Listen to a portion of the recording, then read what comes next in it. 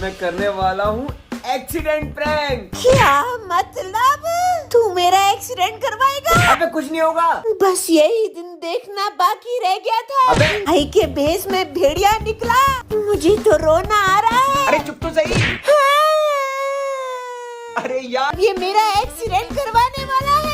हे प्रभु हरि राम कृष्ण जगन्नाथम प्रेमानंद। अबे पागल है क्या? अरे ओ कुत्ता भाई मेरी बात सुन। तुझे पता है आज मेरा एक्सीडेंट होने वाला है। तुझे क्या, तू तो कुत्ते के पीछे भाग।